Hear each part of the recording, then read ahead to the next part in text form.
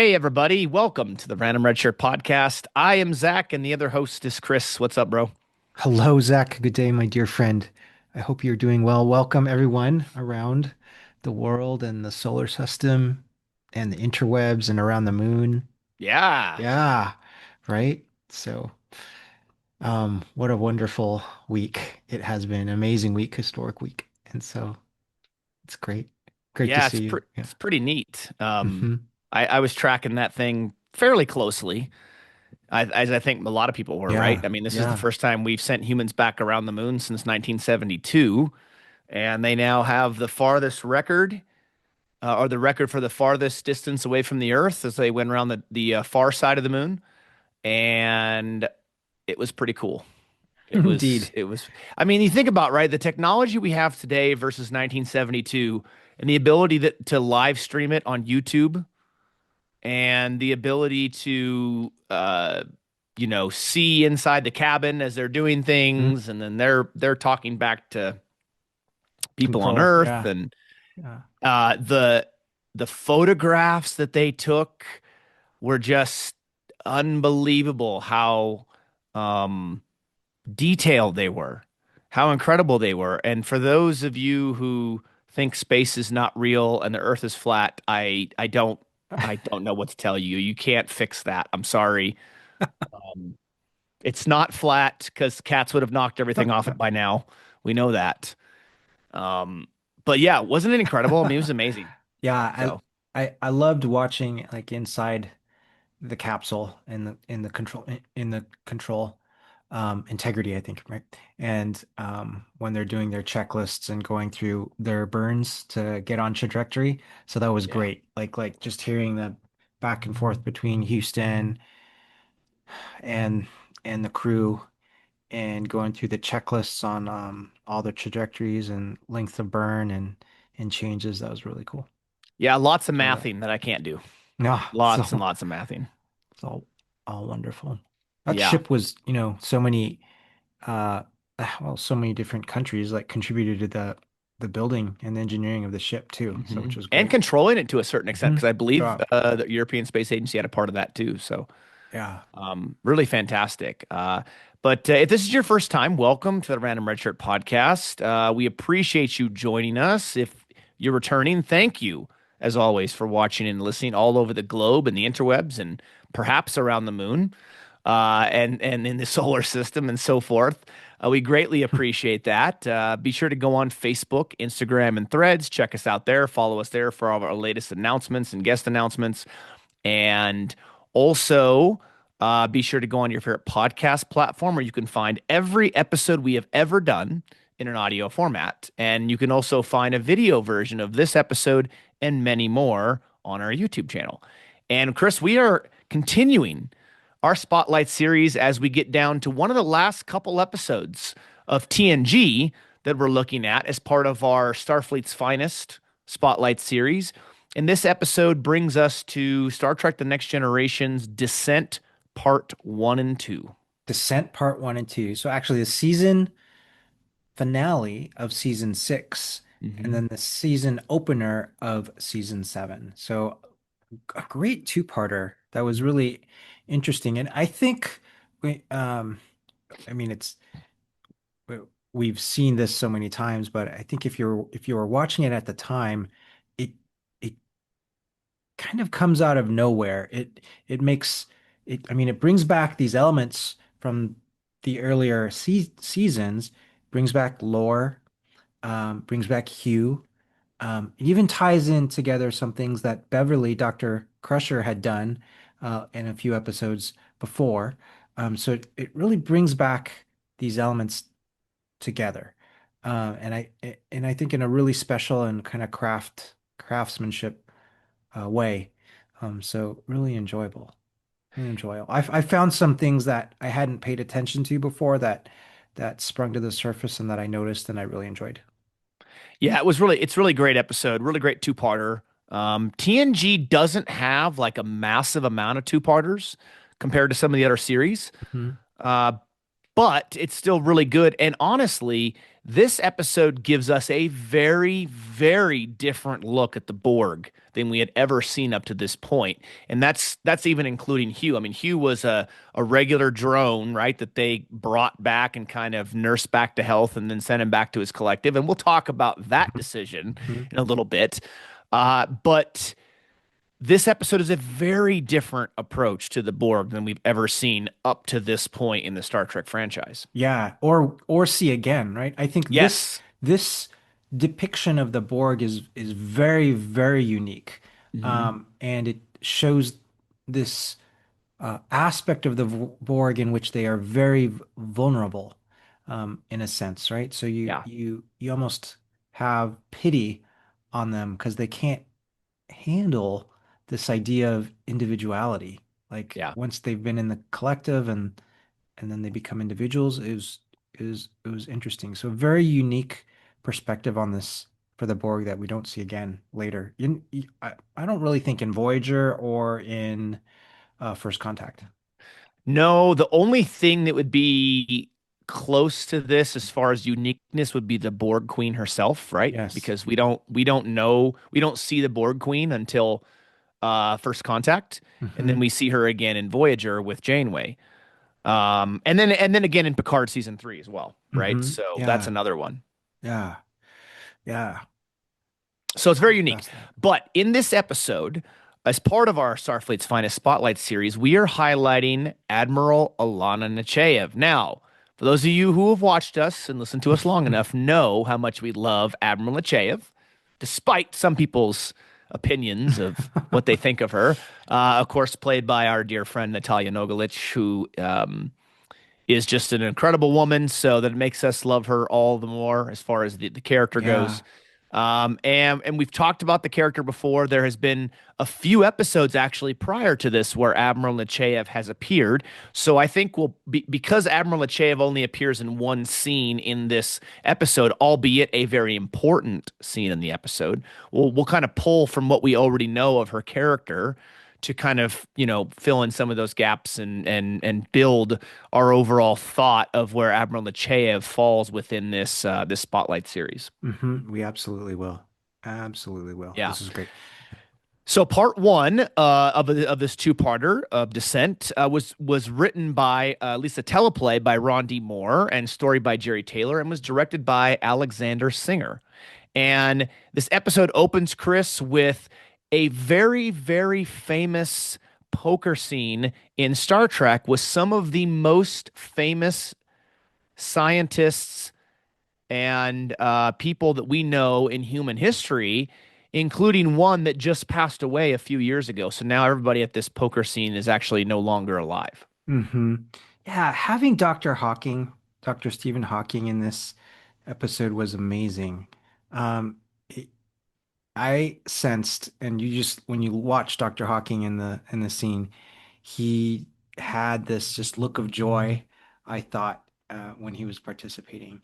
And like having like Dr. Hawking at the poker table with Data and Sir Isaac Newton and Albert Einstein was just, when you think about these things that only come into imagination, right? Like, hey, what if we could have this poker game and you have all these amazing intellects from history, those giants of physics and astrophysics and mathematics that could be here with Data. Wouldn't it be like so cool? And it was, and just to see the look on Dr. Hawkins' face was just was joyous.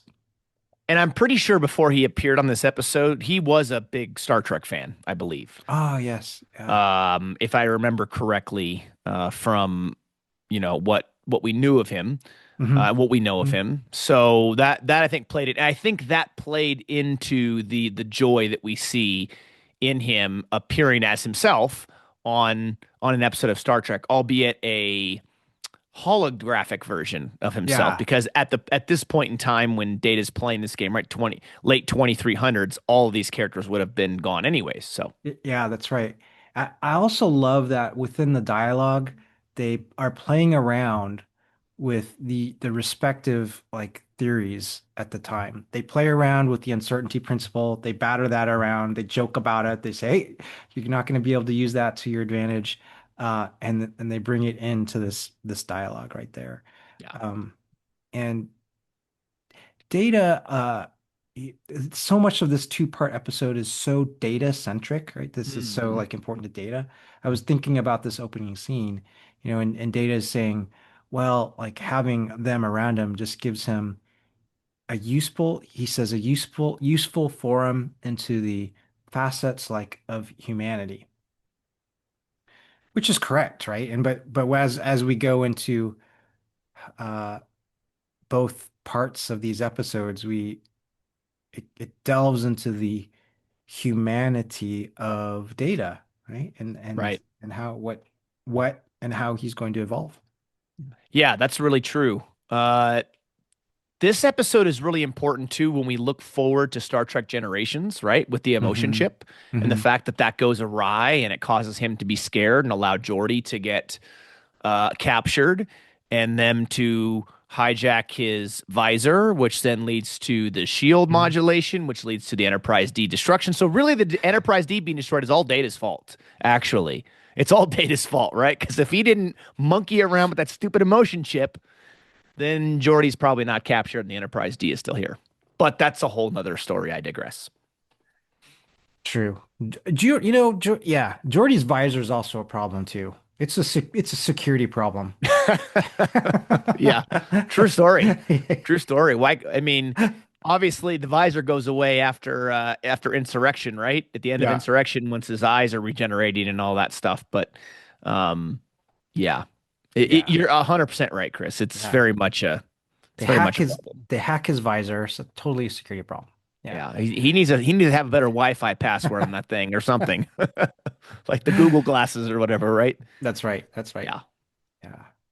Yeah, so we open with a distress call from Oniaka Onyaka. Yeah, 3, right? yep. Yeah, that's an outpost with apparently little strategic value, and the Enterprise D is out to go investigate. And what they find is a mysterious ship that's in orbit. They don't know if the ship is a perhaps a victim or the ship's like did. They don't know what's going on.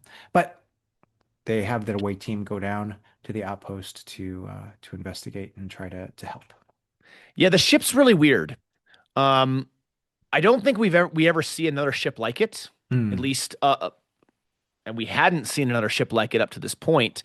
And on top of that, if you were watching this episode for the first time, right, you see that ship, you wouldn't think Borg. It does not look like a Borg ship in any way, shape, or form. Obviously, we know the Borgs have the Borg cubes.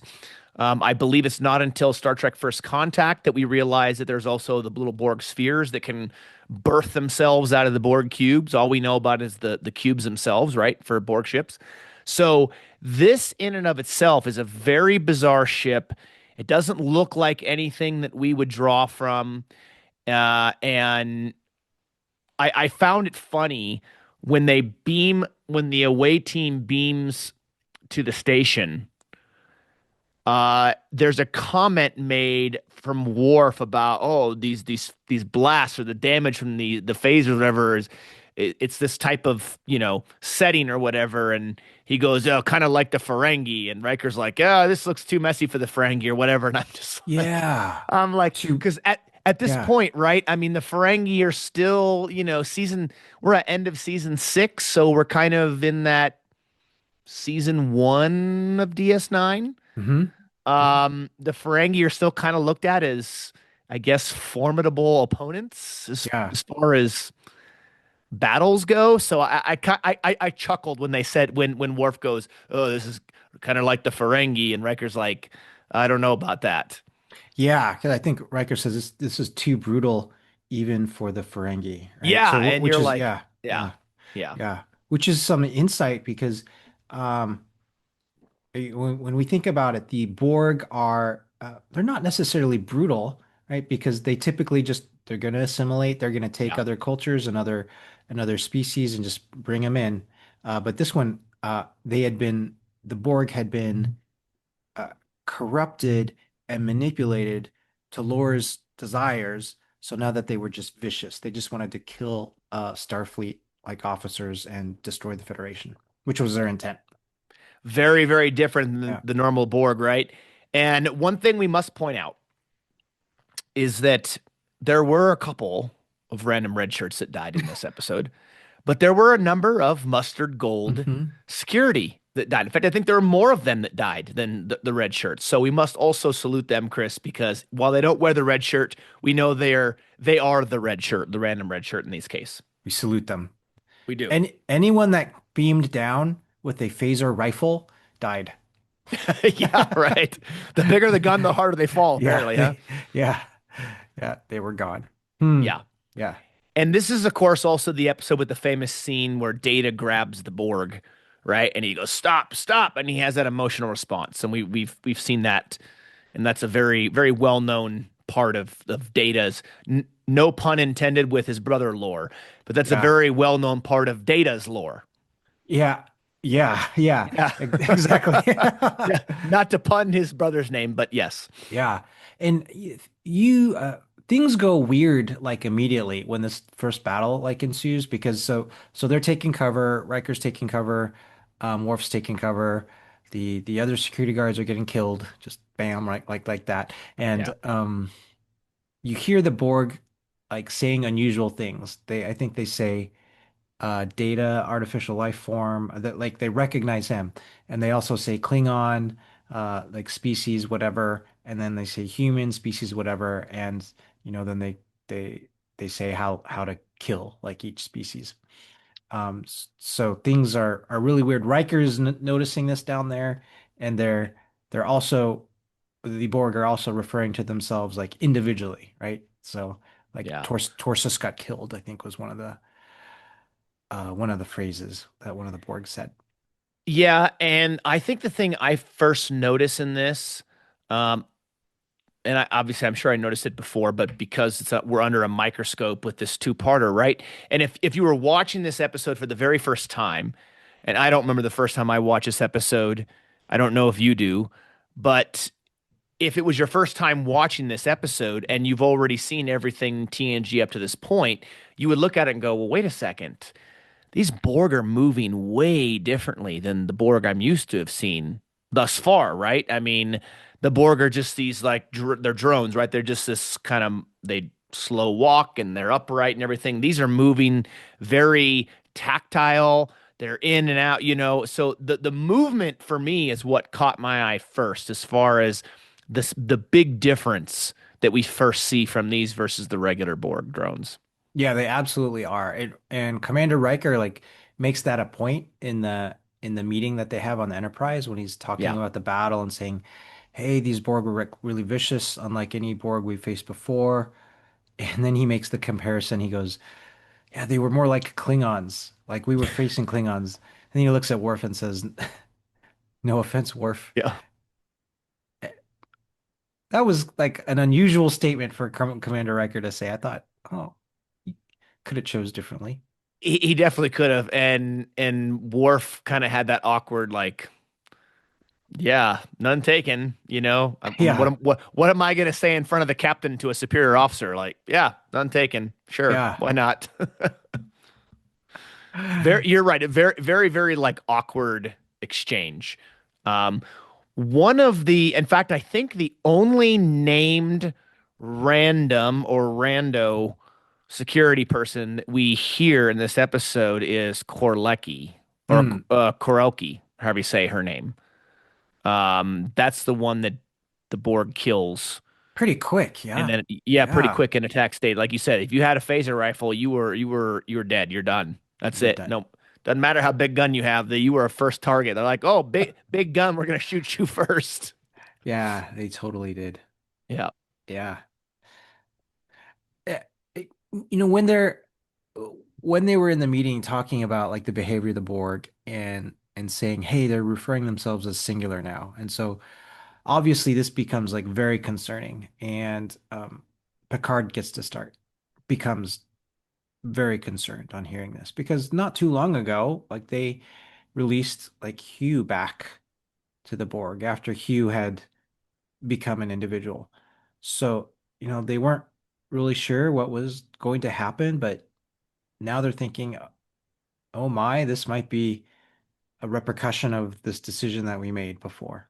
right? So, And by the decision we made, meaning Picard, yes. I mean, Picard. I mean, Picard was the one. That choice was all on him, right? I mean, he pretty much stuck his neck out, especially because you had, I believe, some of the crew, if I remember correctly, Chris, from the episode I, Borg, which was the Hugh episode, right? Uh, I do believe that some of the crew did not agree with it, right? Like they thought that, hey, he should, go back. But at the end of the day, it was Picard who made the decision, and they ended up, I guess, agreeing with him. Can we talk about that a little bit? Because Yeah, I please. watched that not too long ago, and uh, I will give Picard credit in that um, uh, actually most of the episode, Picard was very much like, hey, this is a Borg, and we're going to use the Borg to our advantage. And he was very much, we're going to use the Borg, we're going to send it back as an instrument to destroy the Borg. He actually was like for the majority of the episode. Right. And And then he changed his mind, he right? changed his mind because like as Geordi, because he changed the mind because as Geordi and the Doctor and Guinan started having interactions with Hugh, right? Then they became concerned. It was actually Guinan that went and said, "Hey, like Picard, like you're gonna do this," and Picard's like, "Yeah, I'm gonna do this. I have no question. This is absolutely what I'm gonna do. I'm gonna use this Borg drone to go and destroy the collective." And Guinan says something to him like, "Okay, if you're gonna do that, then um, at least need to go look at this Borg in the eye, before you make that Yeah, you final got to go decision." meet him or something like that, or Meet see him. him, right? Yeah. Yeah, yeah. Yeah. That's right.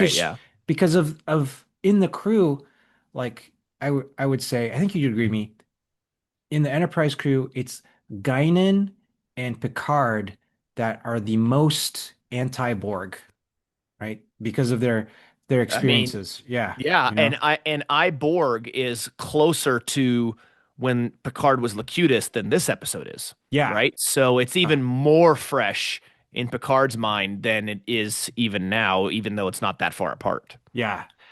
Yeah. So that was interesting when you think about Ivor. Yeah, the Picard was definitely up until the very end, like, oh, he was, nope, I'm gonna use this Borg to like destroy the collective, and that's what we're gonna do. Um, so yeah, That's true. Yeah, yeah, that's a good point. So it's Guinan's fault. Yep, that's true. It is Guinan's fault. it's kind of his fault. In fact, shouldn't Picard have looked at Nechayev and been like, "Listen, ma'am, listen." Even though he calls her sir, which I don't, Yeah, I can't stand it when they do that. But he said, "Yes, sir." He should have been like, "Admiral, listen, I know you want to blame me, but let's go down to 10 forward, and you can see the real reason why Hugh that's got right. sent back. All right, because she guilt tripped me. Guilt She tripped. guilt tripped me That's into right. doing this." Yep, So it's that's Guinan's right. fault. We blame Guinan. That's our official stance, That's or maybe absolutely. it's mine. But Yeah, yeah, but no, that's a good point, Chris. I'm glad you brought that up. That is a good point. Uh, Thinking back, because it's been a while since I've seen that episode, that yeah, Picard was dead set on it, but then his mind was changed because Guinan peer pressured him to go meet Hugh, and he hmm saw Hugh, and he's like, ah, crap. Here comes the morals, here comes the conscience right in the back of his mind going, don't do this, Jean-Luc, don't do this. And then he listened, and then now here we are with more yeah. Borg. Now here we are with more Borg, And indeed. there would never have been a Star Trek First Contact had he done that either, in theory, right? If it worked. Yeah. Because I guess technically speaking, even if he did it, right, and he sent Hugh back with this virus, right? Mhm. I mean, I guess the assumption would be, unless, I mean, I would assume they would do an episode about it, right? Where they Mhm. guess they find the Borg or something that are all dead. But the assumption would be that it works, because otherwise, if we never hear about it again, what happens if, the Borg's, Norton antivirus kicks in and it doesn't Mhm. work or something, you Yeah. know? I don't know. Yeah. But that's a great point about First Contact too, because what we see in this episode, what we see in First Contact is uh, when Picard is now dealing with the Borg, he has these. these very, very raw, deep scars within him. So, like one of them being, yeah, they turned him in Locutus, and so they stripped away his humanity. And then the other one being like with the Hugh, the decision he made regarding Hugh. Hey, he took like a huge risk doing that. So he is very personally invested on any mission, anything to do with the Borg now. And we see it in these two parters, right? He's personally invested. He personally goes down to the planet and the away missions like to contribute to this. Like he is not wanting to stay on the ship. Another Yeah. misstep by Picard, right? Because he goes down to the planet and then he's caught in the circle of in the lion's den, right, with the Yeah. Borg and with Hugh. But yeah. So, okay, Chris, after the discussion in the observation lounge Hmm. and the discussion over the eyes versus the we and all this other stuff and this discussion about Hugh and everything else, we get the one, the only Admiral Alana Nechayev who arrives on the Enterprise via her ship, the USS Gorkon, to discuss a task force in the sector with Picard. Absolutely. I love the name of the ship, USS Gorkon, and I had to look it up because it is a Excelsior class like Yeah, starship, the Gorkon. yeah. And I love the ships, the Crazy Horse and the Agamemnon. If my memory serves, I think she was on the Crazy Horse, like in an earlier episode. She was on serving on, or that was one of her ships. Like I Yeah, think. it might have been. I mean, these ships kind of they ferry the admirals around to and fro, right? Hmm. Hmm. And the USS Gorkon. I wonder if they took that name from Chancellor Gorkon in Star Trek Six. If that was an idea that they got for it, it'd be kind of cool though, right? If Chancellor Gorkon was they Ah. used Chancellor Gorkon's name to name a ship because of his even though he was killed, right? Uh-huh. Because of his importance with the Klingon Treaty and the Khitomer Accords. That would have been kind of cool if that had been the reason for the name, but I don't know if that's why or not. Yeah, I bet you're correct on. Okay. Yeah. Maybe Yeah, maybe. Maybe. That's pretty cool if they did that. Um, that yeah. yeah. Yeah. Especially if that had actually been like somebody in the Federation recommended it and they said, yeah, like let's name a ship after, Chancellor Gorkon who gave his life to help, bring a peace treaty between the Klingons and the Federation. And I mean, I don't know if there would have ever been another Federation ship named after a Klingon Chancellor before, but that would have Hmm. been pretty like a nice tribute. Hmm. Yeah, absolutely. Of the admirals we had seen so far up to this point, I feel that Admiral Nechayev, like when I observe her, when I perceive her, she's the most like put together, in command, uh obviously knows what's going on, and is her interests are completely just the interests of the Federation in a broad sense, Starfleet and the Federation. So I think she has a great presence and a great demeanor. And then she comes into the scene. She comes into the room uh, with this um, sense of like respect. She has respect for the captain. She does, but she totally calls him out as well. But she is certainly deserving of respect when she comes into the room. Her command presence is unrivaled, I think. The only other admiral so far we've talked about in our Spotlight series, as far as command presence goes, would be Admiral Pressman. That doesn't mean that he's a good admiral. I'm just simply talking about when he walks into the room, he's this larger than life. He's got this command presence, right? Everybody knows he's there. He commands the room. Um, Admiral Nechayev, to me, I think of all the admirals we've met, commands the room the most. Yeah. Admiral Pressman commands the room with selfish ambition, right? Yes, and Yeah. charisma, Yeah. right? Admiral Yeah. Nechayev is a very no nonsense. She doesn't got time for that. She doesn't care Yeah. about charisma, right? She commands the room in a different way, but they do both command that room. Like they're there. Oh, this is an admiral. You know what I mean? Like that kind of a thing. Again, it's not. I'm not giving props to Admiral Pressman. I'm just Hmm. saying from the perspective of other admirals or captains that we've seen in the Spotlight series that command that. I would say and Captain Maxwell. I think to a certain extent, Yeah. also. Yeah. But I think Alana Nechayev is unrivaled in her ability to command a room. Yeah, you're right that Pressman and Maxwell were charismatic, and she doesn't need charisma necessarily. She's very much factual and no nonsense. Yeah, she doesn't have time for that, right? Like, she's trying to save the Federation. She's trying to smack Picard around and put him in his place, right? Like this dude, this Joker over here, could have single-handedly rid the Federation of a mortal enemy, and he chose to get, you know, touchy-feely with his conscience. Yeah. He let his his conscience and morality get in the way of things that could have saved the Federation. Of his duty, yeah. This is a very pivotal scene. Um, this scene between Nechayev, of course, is the only scene we get of her. I for some reason I thought I remember there being a scene with her at the end of part two, but there isn't. There's just this one scene. So I think of all the captains and admirals we've had on the Spotlight series thus far, now there's other Nechayev episodes we could have chosen.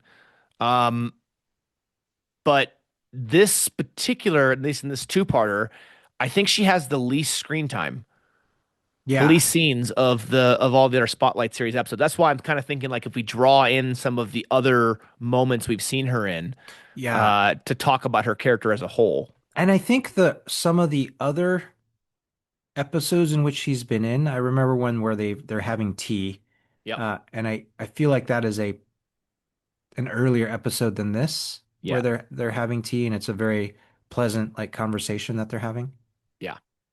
And this one is not a pleasant conversation that they end up having at all.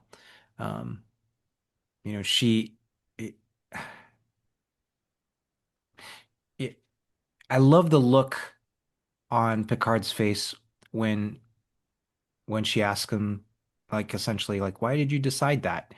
And he pauses and he's like, well, was in my report, right? He doesn't know what to say, and then he tries, and then he justifies it and says, when I met Q, and then I started to understand, not Q, sorry, when I met Hugh, then I started to understand he was an individual. Um, then the moral thing to do was not to use him as a weapon. Right. And the episode I think you're talking about that have tea is I just looked it up. It's Journey's End. Journey's It's End. it's Okay. very, very late in season seven, like close towards the finale. And I Oh, believe that's the one where they have tea. So that's like after this episode, after actually. this episode. Yeah. Okay, But I want to it's see that. Yeah. the last TNG episode she's in, and then she's in a couple of those DS9 episodes we know. Okay. Okay, that's great. So it's after this very, very terse exchange that they Yeah. have, right? Oh, Because it's terse. It's yeah, very terse. Yeah, yeah, agreed. It's a very, but it's an important scene. It's an important scene that we recognize because uh, the orders and the guidance and direction she gives Picard, and the fact that she calls him out on his decision with Hugh, I think alters his frame of mind for the rest of the episode. And I think that's one of the reasons why he goes down to the planet because he's like, well, I guess I better, buck up hmm, and go down myself and do it myself. I don't think Riker would have approved, but uh, I mean, sometimes captain's got to do what a captain's got to do in this case. yeah. I mean, he goes down on the planet. He actually sends a whole bunch of crews down to the planet. And when I was Yeah, surprised when I was thinking about this, because he says he's going to leave a skeleton crew on the Enterprise, and they say, well, who's going to be in command? And it is Dr. Crusher that's in command. And right. you get this. I thought it was a really poignant scene between them because Dr. Crusher's like, "What's your last command?" And essentially, he tells her, "Hey, if things go bad, I want you to like retreat and go back to Federation territory. That's your order." Yeah. Um, and I kind of saw this scene as I saw the look on Beverly's face, thinking, and her thoughts were like, "Hey, this might be the last time she sees like Jean-Luc," you know, and and Yeah. and he's smiling and trying to comfort her too. But um, yeah, that's how personally he feels, is he needs to go down the planet and kind of see what's going on and try to fix this mess. Is this the only time I'm thinking of during the 7 year run of TNG? Is this the only episode we see where there's some type of away mission? Not, I'm not talking about like Starship Mine where they have to get off the ship for the bury and sweep and all that. Hmm. But is this the only mission that in TNG where Picard leaves a skeleton crew behind and has a majority of the crew down on the planet, or I think so. at Yeah, least a majority of the senior staff and some other randos? yeah, yeah. I I can't mean, think of another away mission where that would happen. that's right. Because even the counselor is down. The Yeah. counselor is down on this away mission. She's down there to psychoanalyze the Ah, Borg. this very dangerous mission, obviously, right? Yeah. Because the Borg are there. They had gotten some false alerts already. Everyone's on edge. Like they'll go to red alert and it is a very like tense and terse like situation. There was I want to talk about this one scene where Riker, Picard's in the ready room. This is shortly after the his exchange with Admiral Nechayev. When Riker comes in and um Riker says something to Picard, like he goes, "Hey, yeah, letting Hugh go was a very risky and dangerous decision, but it was the moral thing to do." And then Picard's response was like, "Well, right, but the moral thing to do may have put like all of us in jeopardy." Yeah. And I think he even says, like, in this case, the moral thing to do might not have been the right thing to do. Ah, yes. And that stuck with me Hmm. because, we've had many discussions like that on the podcast and we've talked about different episodes and so forth, right? And different decisions by captains, different scenarios of what will we do and so forth. And I think every time we've concluded that doing the moral thing, doing the right thing is the right thing. And Picard is taking that and kind of twisting a little bit, right? And going, yeah, okay, in this case, maybe it wasn't. Maybe there is a gray area in this case.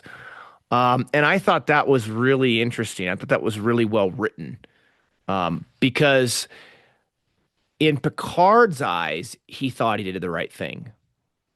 In Riker's eyes, and a lot of the crew's eyes, they thought they did the right thing. But then hindsight's 2020, right? When the Nechayev calls him out and says, you know, we don't we didn't have time for you to wrestle with your conscience, right? Your job is to save the lives of Federation, the members of the Federation, and so forth. And Picard's sitting there going, "Oh, okay, well, I saved the life of one, in this case, Hugh, but it may have cost a lot of other lives. And maybe that now Picard's questioning himself, going, maybe I didn't make the right choice, even though I thought it was." So I think that was a very powerful line. Yeah, an incredible line. And Picard acknowledges that he's never afraid to examine like his own convictions, Hmm. right? Which is great. That's why we love him. Um, But he also stands by those convictions, even at the risk of his own career. that's right. Um, and other captains have done that too. Although other captains have also gone off and done things, and you're like, hang on a second, what?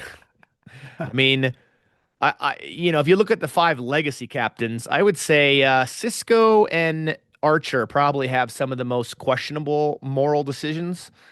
I give a little bit of a pass to Archer because they didn't exactly have a book to go by, like, hey, these are our prime directives and principles and blah blah. I mean, it was the Wild West, so to speak, for him and his crew out there, right? But at least from a Starfleet perspective, Yeah, um, yeah, yeah, absolutely. You're right. And so like you mentioned Cisco because I wanted to talk with you about like Cisco before because this is a direct parallel. This decision of Hugh, kind of the outcome is a direct parallel with Cisco's decision in the Pale Moonlight. Did I say the name of the title yeah, right? Yeah, yep, you did in the right? pale Yeah, moonlight. yeah, because um I mean Cisco's decision in the Pale Moonlight was just was morally ambiguous, like to begin with. Like he's using a lie to get some allies to the Federation so that they can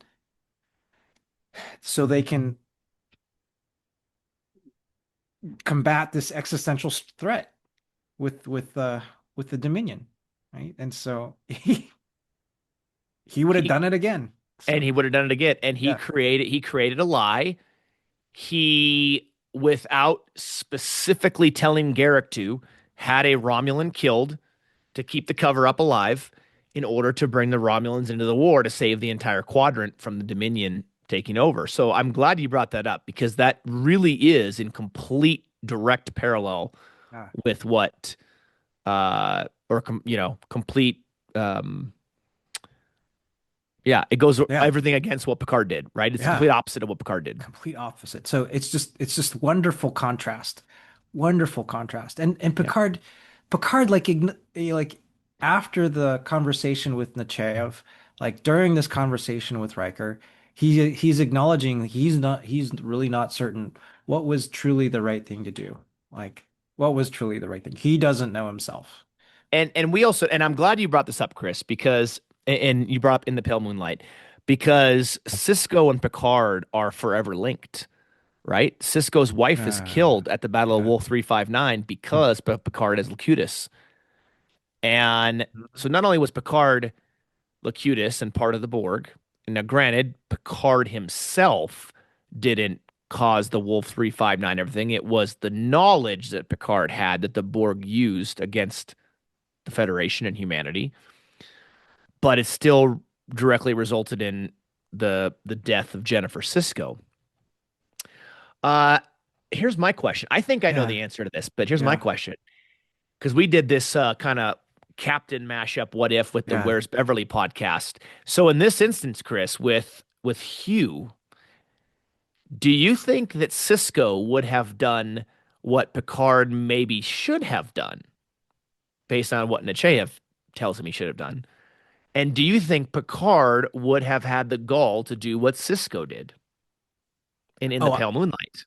yeah. I think um Cisco would have sent Hugh back like in the first minute. He'd be like, "Oh, all Yeah. right, Yep. bye bye, Hugh." You're Virus gone. downloading.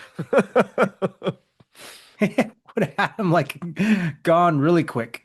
Right, Yeah, because the Borg killed his wife. yeah, Yeah. yeah.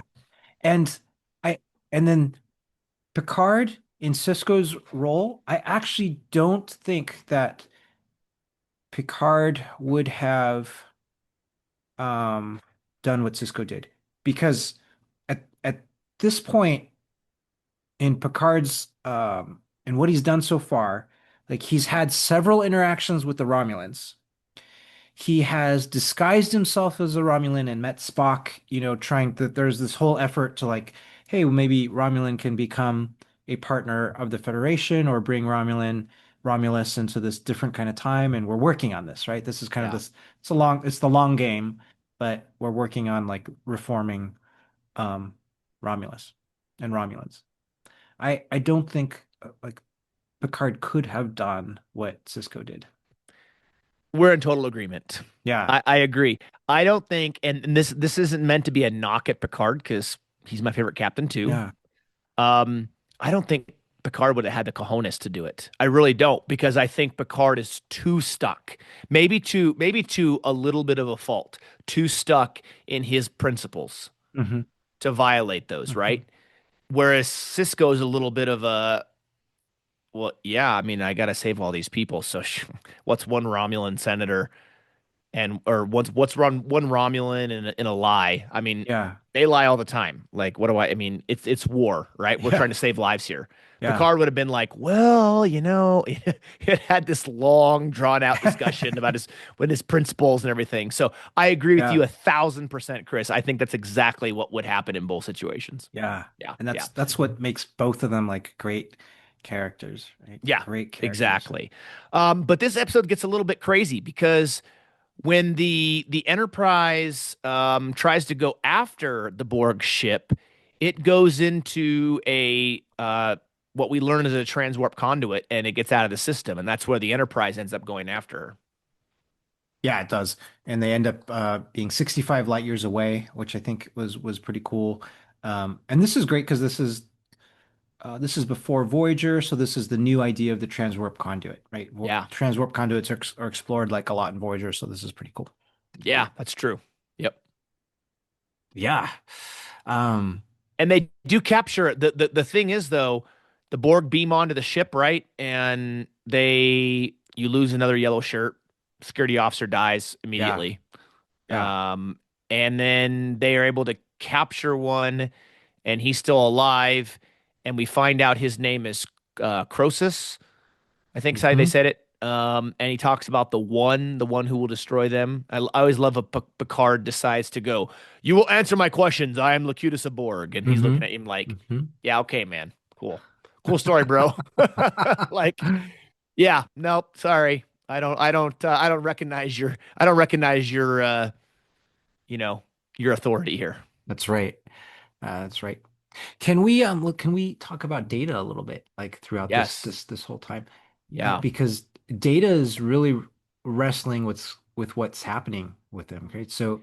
so during that attack, like the Borg, like he was in jeopardy, and then he reacted with anger. So he has he undergoes counseling sessions with Counselor Troi, and she's exploring like what kind of emotion you think it was, and he's like, well, it was definitely anger, and he said there was something else that I felt after uh after I killed the Borg. And she goes, well, what can you describe it? And he goes, well, it was pleasure. And so Mm. that was it was um you see this really interesting part of Data. I know I use the word interesting a lot, but you see this really uh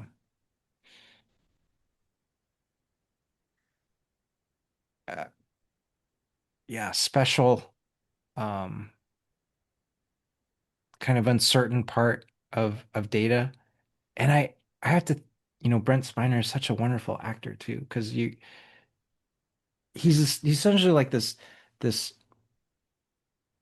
archetype of Pinocchio that is artificial. He doesn't know what it is to be flesh and blood. He doesn't know what it is to have like emotions. Um, and he gets it, and it just sends him into like all this confusion and unknown territory, and this spiral like out of control. And I've been thinking about the title of the episode, The Descent, and maybe like a descent like into his own like mind. And he can't reconcile it. Like he doesn't know what to do. Um, and what he's feeling is kind of opposite of what a Starfleet officer like should be feeling, right? Yeah, especially pleasure from killing something, Hmm. right? Right. And in fact, he even goes to the holodeck, right, to try to recreate the entire situation and then the environment and all the way down to the last letter of Hmm. the environment, and he cannot coax that feeling Yeah. out of himself, even to the point where he asks Geordi to help, and he has it set to the highest setting, and the safety protocols are gone, and but he still can't replicate it to spur that emotional response that he had. Yeah. There were some very subtle graduations of emotion. I think that Data have throughout in this first episode of the two-parter. Hmm. Like when Geordi came to the holodeck and he was like seeing, hey Data, like what are you doing? And Data's trying to recreate that sense where like he got angry, right? Data almost seemed like annoyed with Geordi, because Geordi's like, well, I want to see if you can return back to duty. And he's like, and he's asked, am I interrupting you? And Data's like, yes, you're interrupting me.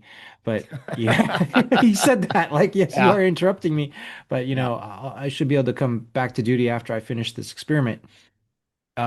So it was really subtle, but he's kind of like gradually going to this place where it's like all of a sudden he hates everybody, and he doesn't like right. everybody, and like stop using me as a puppet, that he says later. So I thought that was I noticed this last time I saw it. Yeah, that's true. There's a moment where they have that Borg Croesus, I think they say his Hmm. name, right? Yeah. In the holding cell, and he mentions Yeah. that the particular Borg that he's a part of are much different, and that they do not assimilate inferior biological organisms. They destroy them. So that's a direct violation or direct parallel of what the normal Borg we're used to seeing do. Yeah. And so that's where, again, if you're watching for the first time, you're going, well, hang on a second. Why are they like this? Who is this person, this the individual that he's calling the one? Where are we where are we going with this, right? If you've never seen it before, maybe you're not suspecting its lore and everything else. And it really, really changes things, especially when Data is alone with the Borg and talking to him, and there's some type of device that the Borg activates in order to make Data respond differently, Yeah. which Yeah. of course it affects Data's emotions. Right. That emotion chip, right? And then they're transmitting the all the negative like feelings from that Yeah. emotion chip to Data to kind of manipulate him and to Yeah. degrade like how he's acting and degrade his emotions. Yeah. There's also a moment where Data even admits, that he would kill his friend like the Borg he killed in order to feel that again. Like he would kill the Forge just to feel that feeling again. Yeah. This is a very, very intense moment between Data and LaForge. Yeah. That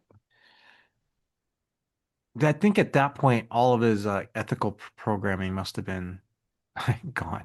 Yeah, it's inhibited, right? Hmm. What the Borg did to Data through whatever transmission that he is doing, affected Data so badly, right? That it even causes Data to steal a shuttle and take off with the Borg prisoner Yep. and jump right into a transwarp conduit, and he's gone. Yep. And the sh So, L yep. Yep. And they take the Elbaz. We've seen that shuttle before, the mhm. Elbaz shuttle. Yeah, Yep. and so they're down there and uh, now the Enterprise crew have to go they have to go find him. Yeah, 12 teams from the Enterprise are deployed with Riker and Worf, Picard, LaForge. I don't really know why Troi went. I don't know that. I mean, they probably could have left her on the ship. There's no knock against Troi. I just don't feel like this is the mission. I mean, Yeah. how is she going to psychoanalyze and try to read the thoughts of Data, or when they find lore? It's like, how are you going to read that? But okay. And then, of course, you have security officers armed with phaser rifles, which is basically a death sentence in this case, I guess. But um, and you even get named security officers, Wallace and Towles, manning the command post. Boy, if you got a name, man, you might. I mean, maybe you'll survive, maybe you won't, because the no-namers are usually the ones that are in trouble. But they've got some names, and so you have all these different teams that are out scouring for Data, trying to figure out where he went and what's going on. Yeah. And actually it is Troy that kind of sees the sees the palace from afar. Right? She climbs up, she goes, "Oh, Captain, I think I see something." And then Yeah. they see the that structure Yeah. and then they go to that structure, Yeah, and they investigate get it. it. They get inside and they're surrounded by Borg in a very like cage match style, Mad Maxian type of all these Borg are going crazy and saying a bunch of stuff, and then of course Laura appears. The one, right? The Yeah. one, right? Yeah, and Picard goes, Data, and Troy's like, I don't think that's Data. And he's like, Yeah. "Yeah, you're right. She's right, Captain, or whatever." And then they reveal this lore, and then Data shows up, and he's gone psycho. And they're Yeah. talking about they're going to destroy the Federation, and it's all over. And then, bam, it's the end of the It, season. And it if you're is. watching it live when it's airing, you're like, what? But To be yeah, continued. I have to wait for this. what just happened? Yeah, What just exactly. happened? Could you imagine? That's quite. I mean, the best of both worlds to me. Part one of the best of both worlds is the biggest cliffhanger probably in Star Mhm. Trek, I think. Yeah, You I literally agree. have a captain who's been assimilated by the Borg, right? In Star Trek as a whole, because I remember that feeling, just that like, oh, can't believe like he's a Borg, he's the cutest. Yeah. Yeah. This is a pretty big cliffhanger though too. I mean, Yeah. this is a Data's gone rogue. He's got these he's with his he's say he's gonna kill everybody with his brother, all these rogue Borg, and they're surrounded. I mean, that's months and months you have to wait to get the conclusion to it. Hmm. Yeah, absolutely. Um, when okay, when they get to the structure, this is how I felt about like seeing what was in the structure and seeing the layout, seeing how it's decorated. Like within these chambers, you see these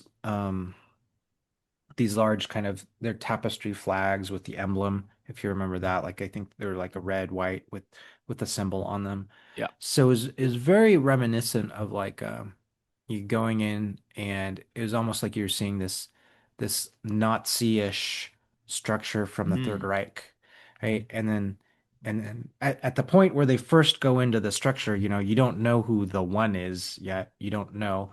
But then you see Lore come in and everyone understands, oh, it's Lore. Lore's back and Lore's the one. And like as these episodes kind of develop, Lore is like going, hey, I'm taking these Borg and I'm doing these experiments with them because I want to remake them in my image, like and create this army of people, this race of people like in my image, and we're gonna go and we're gonna destroy the Federation.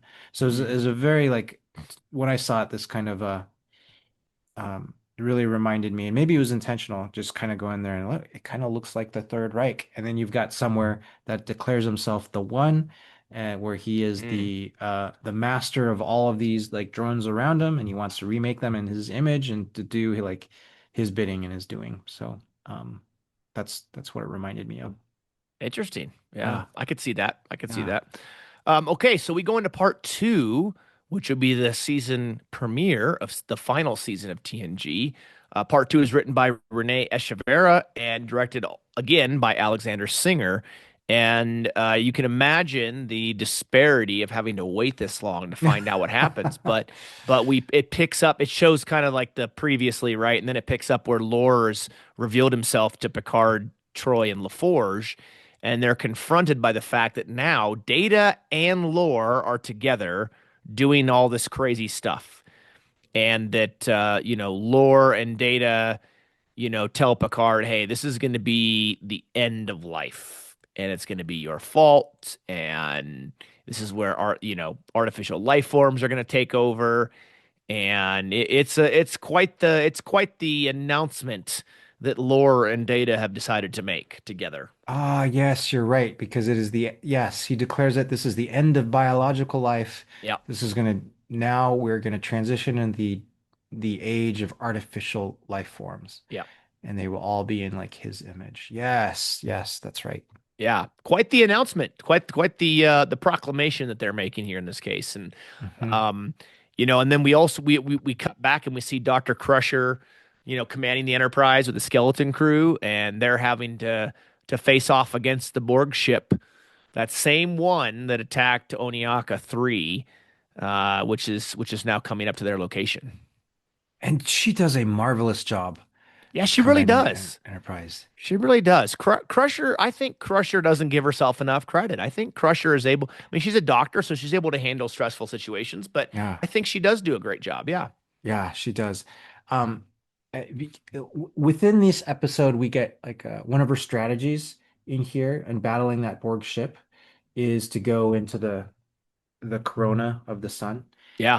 And what I loved about that was that strategy was actually part of an earlier episode that she had before that was very much Dr. Crusher centric, in which they were exploring metaphasic, I think I'm saying it right. I think that's the type of shielding, metaphasic shielding that Mm. would protect them from radiation from stars. And Oh, so, yeah. That was the one yeah, where she had the scientists together, right? There was like a yeah, Ferengi, a Romulan, and that weird dude that ends up being a bad guy, right? Yeah. exactly. Yeah. And so I loved that they're bringing that part, like that her exploration of that technology, that shielding technology, bringing it into this episode, completely integrating it into a strategy like to destroy that Borg ship. That was fantastic. Yeah. I agree 1000%. That was really well done. We also see Riker and Worf trying to find the captain. That doesn't go too well. But Yeah. yeah, and they think they only have a few days until another ship's going to come around. But yeah, he's like, yeah. Otherwise, Worf, yeah, we're on our own, pretty much. Yeah. Um, and then I think Data ends up putting Troi and Geordi and Picard in like a holding cell area. Hmm. But once again, guess what's taken away? LaForge's visor. You said it last time, Chris. It's a security risk. It's a Well, security guess risk. what? Here we are again. His visor's gone. His visor's gone. But unfortunately, Data is a part of overseeing LaForge's uh, torture Yeah. and his Yes. interrogations, and Yeah. that's a that'd be a big stumbling block if I was LaForge in the friendship. And Data's kind of not in his own right mind, right? But wouldn't you kind of always have that in the back of your mind when you see, what's supposed to be one of your best friends, and he kind of oversaw you getting tortured and getting interrogated and all that? I would think that would be kind of a long lasting memory within their I friendship. I think you're completely right. Yeah, because Data was like experimenting and torturing him. So Yeah. Jordy's always got to have that in the back of his mind. Like, And I think Data was doing that partially probably because of lore wanting him to, but also because again, I think Data's even though his mind is kind of not kind of it is messed up because of what's been transmitted and what's changed him, right? But it's also him trying to get back to that feeling again yeah, that he had when he killed that Borg. yeah, yeah. And it was uh, Data was particularly cruel with Yes. LaForge. I mean, Yep. very much so. I think uh, LaForge is blind. Data was mimicking the captain's voice at one point, saying, "Hey, we're here to rescue you." And that got LaForge's hopes up. Mm. And that was a particularly really like a cruel thing to do. Really, really cruel. Really, really cruel. And okay, so I want to go back to Beverly for a minute. Yeah. 'Cause she did do a pretty good job. But she didn't listen to Captain Picard, right? Because she's like, I'm not leaving him behind, so we're going back to the planet. So she did kind of not exactly follow directions, even though she did a pretty good job. But that's a little bit of a mark on her, I think. But that's okay. We know it was done out of good intentions and the fact that she didn't want to leave them behind. I feel like this is something that Beverly could like hold over Jean-Luc for the rest of their lives. Like, hey, you remember when you were on that planet and then like I came and I saved your butts, like all of you, and so you need to like be in my debt like Yeah, forever. Yeah. yeah.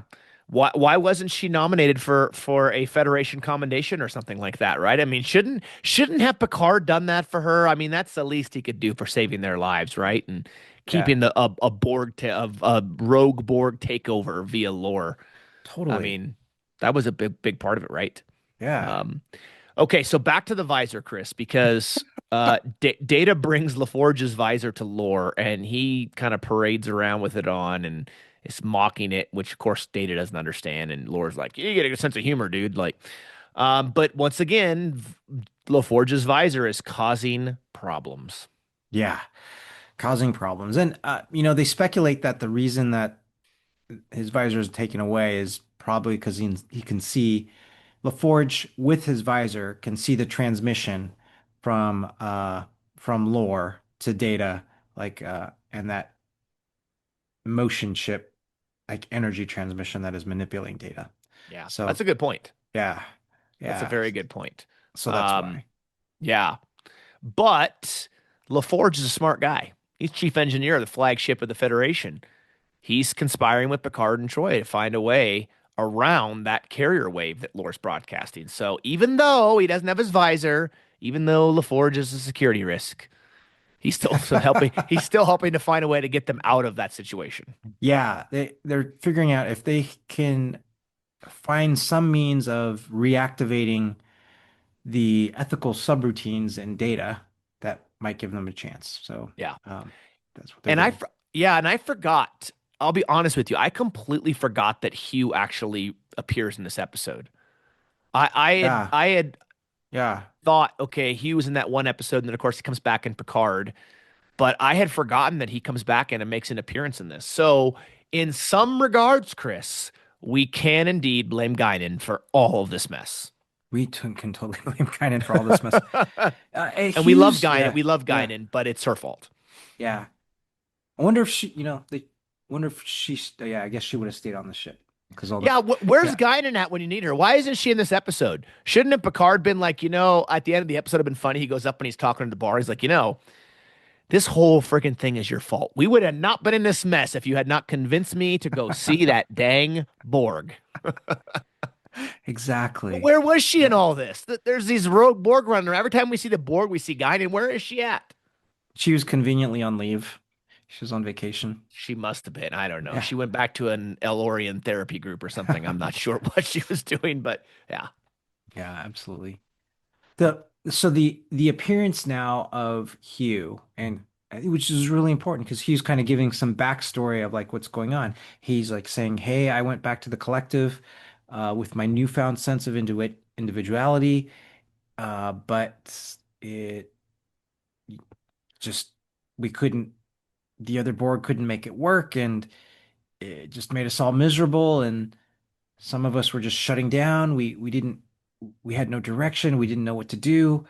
Um, but then we had when lore came, then we just needed someone to tell us what to do, and we needed that voice, and he was our savior. He was so angry. He's so very, very angry, like at at s- at the Enterprise crew, and like his anger is like evident when he's talking with Commander Riker. He's like, "You did this to us. Like you guys did this to us by giving us a sense of individuality." Which is interesting because what happened with Hugh and the other Borg and the individuality thing was kind of close to the whole virus piece. Not to Yeah. the same level, not to the same extent, right? But there is Hmm. still some commonality there. So, in a way, even though Picard followed his conscience, followed his principles, he still, in some way, had an effect on the Borg, but it backfired a little, right? Yeah. The way that happened, right? It didn't have the intended consequences that he obviously would have hoped for Yeah. in this particular instance, right? So yeah, Hugh's introduction of individualness into the collective had a massive backfire, Yeah. which then resulted in this, you know, rebellion or this group of Borg that had gone rogue from the collective because of that influence that Hugh had. Hmm. Yeah. Yeah. Absolutely it did. Um, you know, but we see with Hugh that he still has a fondness for Geordi too, because he asks like Riker, like, "Oh, how's Geordi?" And this is pivotal and this is key because Riker's like, "Well, I wish I could tell you, but I don't know how like Geordi is because we can't find him. We don't know where he is. We think he's like captured. Yeah. So we don't know what to tell you." Well, what's cool is that Hugh steps up and helps him, right? Yeah. Helps them find a way into the compound to save his friend LaForge, which I thought was great, right? You have LaForge has his best friend doing experiments on him and trying to break him, and then his Borgie friend, who he kind of knew for a little while but wasn't his best friend, wants to help save him. So the Yeah. irony there is quite overwhelming. That's right. And it's Hugh that saves Data because Lore is about to kill Data. He says, "Hey, I'm going to be make the ultimate sacrifice for my new race of Borg. I'm going to show everyone I'm going to kill Data." And Yeah, then Hugh saved him. yeah. Nice scene. But before that, I do think we should mention Chris. There's a scene where Data comes in and he's like mocking with Picard's voice and trying to have, Yeah. provide some humor, and it's not working. And Data tells, LaForge he's going to replace control of his cognitive abilities with an artificial neural network, which has like a 60% mortality rate. Yeah. And LaForge is trying to get Data to think like, hey, like Lore's manipulating you. He's controlling you. This isn't, Data just ignores him. And I'm thinking to myself, Data's all coming in, smoking and joking and laughing and everything right about the time he wants to do something that has a very high chance of killing his best friend. Yeah. So the level of control that Lore has on him is pretty high. Not impossible to penetrate that. Obviously, we learn, but it's a pretty high amount of control that's really affecting Data in a really bad way. Yeah. Yeah, it really is. Lore is becoming, or excuse me, Data is becoming more and more like Lore Yeah, throughout this episode, right? yeah. Lore is a sociopath and and a psychopath, like Oh yeah. essentially, right? And Major narcissist, yeah. fill in the gaps. He is the artificial version of Admiral Pressman. But anyways, Oh, yeah, yeah. besides the point, yeah, he really does. But the good news is the Enterprise is here to save the day, right? Yeah. Yeah. Enterprise does. That the Enterprise, they start beaming, do they beam people up or they start beaming people down? They're there, People they're up, I back think, up, right? people up. Yeah, Yeah. They're yeah. starting to beam people up and save people. Um, so that is good. And um yeah, at this point they've destroyed the Borg ship, right? They've gone into the corona of the sun, and then they've been able to shoot like a plasma burst. They've been able to manipulate the star so that it could shoot a plasma burst up and engulf the Borg ship and destroy it, which was a pretty cool scene. 1000%. Yeah. And I love that LaForge is able to get this pulse to work just in time before his brain is reconstructed. And Data all of a sudden is like, oh, well, actually, I can't do this. I can't destroy LaForge's brain yet, some Yeah. reason or whatever, right? And so that's when LaForge has probably got to be like, aha, I think it worked. Because he's able to somehow get back into Data, Hmm. right? To overcome that control that Lore has on him. Yeah, that's right. And then Data has a conversation with Laura saying, "Hey, this is going to um kill like these people." Mhm. And Data starts having doubts Yeah. and then expressing those doubts to Lore. And that's when Laura's like, "Uh-oh, something's like Data's going back to who he is." And then he's got to kill Data. Yeah. Yeah, and Data is able to get out of there with LaForge and get back to Picard, and they're able to get around that. Lord thinks that somehow telling Data to kill Picard is going to work, Hmm. and Data's like, no, that's wrong. Sorry, not going to happen. Not going to happen, right? But and on top of that, you also have Riker and Worf beneath the surface who are using conduits and everything to get where they need to get to in order to ensure that they're able to get people out and right right on the time that Laura's going to try to kill Data. But what I love is that Hugh steps in, Yeah. right? He steps in and he jumps after Laura and keeps him from killing Data. And this, unfortunately, though, causes a little bit of civil unrest amongst the Borg themselves, and that's when they get a bunch of chaos.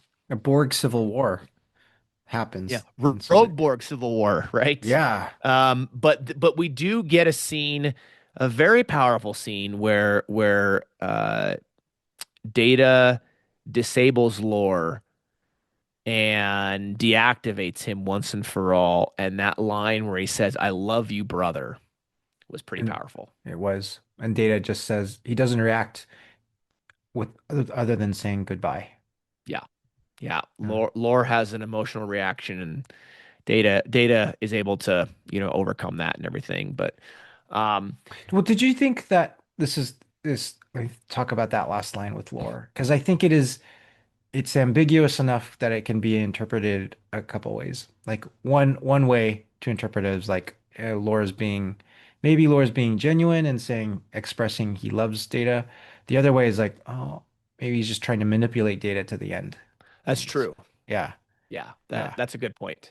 Um, I tend to look at it as it's an emotional response that he's reaching out literally Hmm. because he is saying Hmm. that he does love him. But I could also see that being a manipulative thing, like he's trying to one last ditch effort to try to get Data to stop from doing what he's going to do. Yeah, I had both like interpretations come to my mind, and I settled because it was like the first one was like, oh, it's a genuine expression of Yeah, love for Data, and then I go, oh no, I think he's just trying to manipulate him, and that's where I kind of like ended there. yeah, Yeah, that's a good point. I'm actually glad yeah, you brought that up because I was not thinking of both of those ideas, but yeah.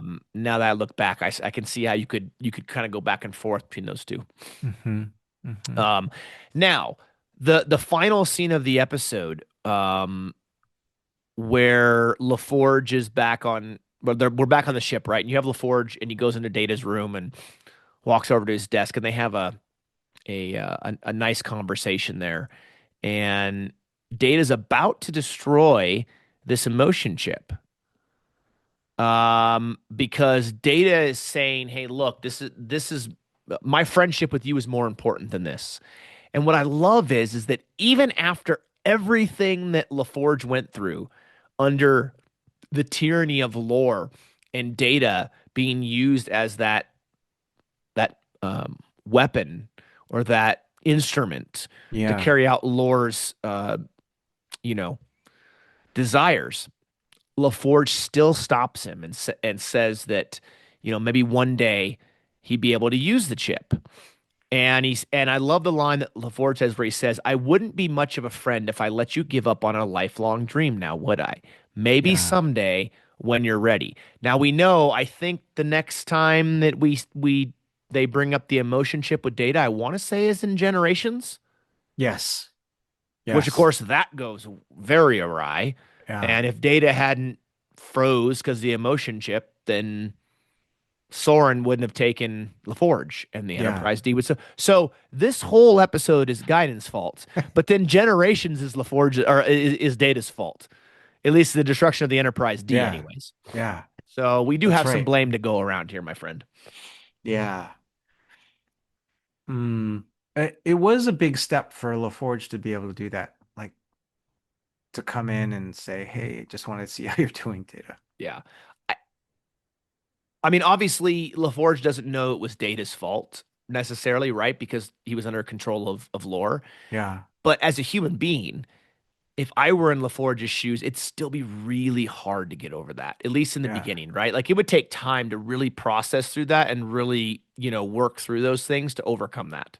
And you'd have like this, at least I would think, like a little bit of fear in the back of your mind, like, okay, what might happen. Um, Right. I mean, Data yeah. was literally transformed by a single click of a button on a Borg drone's arm. Hmm. So what else could trigger? You know what I mean? Yeah, yeah, It's, yeah, you're right. That would really be in the back of my mind too. 100%. Um, Yeah. So overall, Chris, let's go back really quickly here as we wrap this episode up. Admiral yeah, Nechayev, right? She's the Starfleet's finest that we are highlighting this episode. Albeit she has a very short moment in this episode. She has more scenes in other ones. How do we look at this? Of her, is she one of Starfleet's finest? I mean, based on what we know of her and then what we see in this episode. yeah. I think we both agree she is absolutely one of Starfleet's finest. I think in this era of admirals, at this point, this certain point of TNG, she is probably the best admiral in Starfleet, like in this era of TNG at the moment, right? She's Like, probably the best admiral we've seen in the Spotlight series so far, wouldn't you yeah, say? I mean, yeah. most of the admirals and captains that we've seen in the Spotlight series are psychos. So we have a couple, right? Commodore Stone and it was comes to mind from Court Martial. Commodore Decker, you're kind of back and forth, but he had a real traumatic experience with Yeah, losing his crew and everything, and kind of went on his whole Moby Dick, you know, mission. But yeah, I think, I mean, I unless I'm missing something, right? I think most of the people we've highlighted in these episodes so far are just a lot of them are scumbags. yeah. And So like you said before, she has the command presence. She has the interests of not her, it's not self-interest, it's interest of the Federation. That's there. And I think that's a delineating factor with Hmm. her, right? Where the other ones, whether it's Pressman or Maxwell or other ones, Admiral Kennelly, um, a lot of them are self-interest based, right? They're doing things shady and otherwise because they have specific self-interest that they're trying to accomplish. Yeah, that's right. And she never has that. It's the interest of the Federation. And oh, by the way, she's trying to make sure Picard knows when he screws up.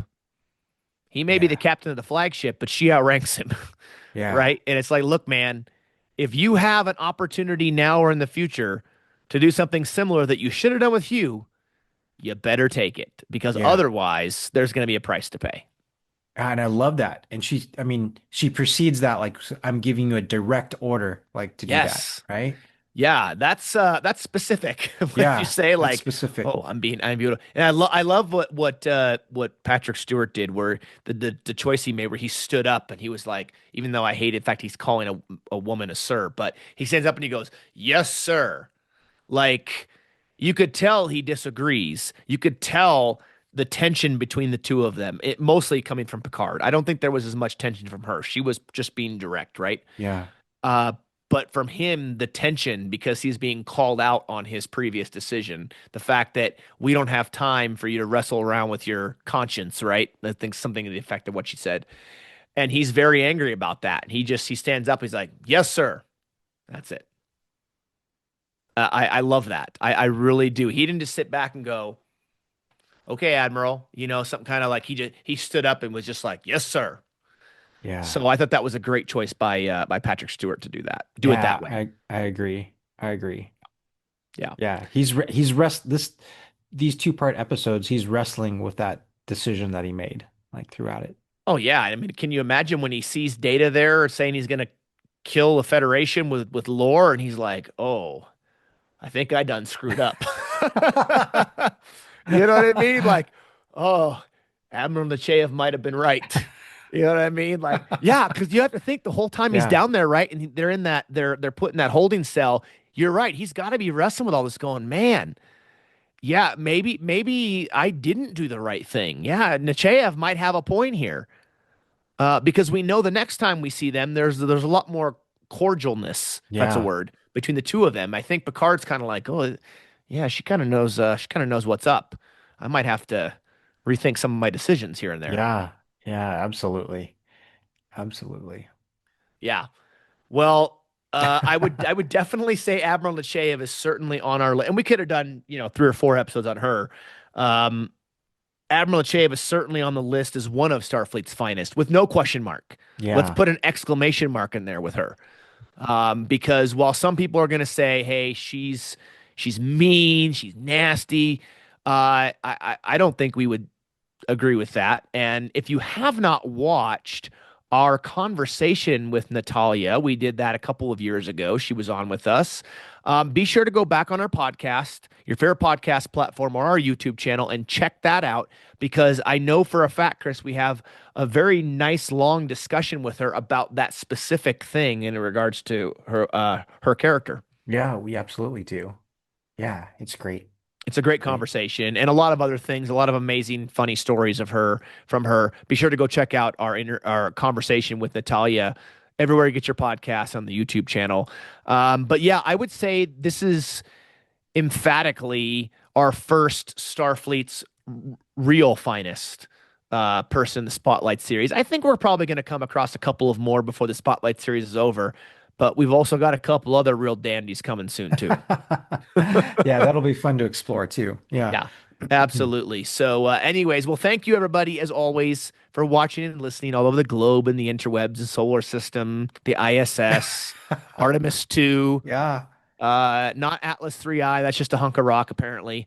And everywhere else that they may be listening, even Proxima Yeah. Centauri, or Proxima Centauri. It's out there. maybe. I mean, I don't know if our signals reached that place yet, but maybe in I don't know, A few however hundred many years or few 100,000 I don't know. years or something like that. We'll be long Maybe. gone. I don't know. Yeah. However long it takes our radio waves to get there. Uh, But we very much appreciate that. Again, be sure to go on Facebook, Instagram, Threads. If you like this video on YouTube, be sure to give it a thumbs up and give us a subscription. Subscribe to the channel if you like our content. And on your favorite podcast platform, feel free to leave us a review. Let us know how we're doing. We'd love to hear feedback from all of you. Let us know in the comments below or send us a message or an email. Let us know what you think of Admiral Alynna Nechayev. Is she one of Starfleet's finest? Do you agree with our interpretation of the character? I know for a fact Natalija would. I know for a fact she would. Yes, she would. Yeah.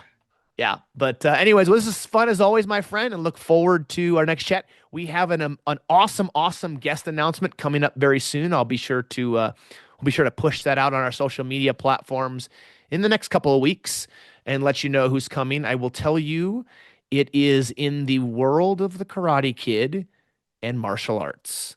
And we cannot wait to share that with you, and we cannot wait to discuss with our guests when we have that individual on next month in May, the time of this recording. So, anyways, with that being said, thank you as always, my friend. This was awesome. It's wonderful. Thank you. Yeah. So great. Anyways, yes. And thank you, everybody, as always. Take care, and we'll catch you next time right here on the Random Redshirt podcast.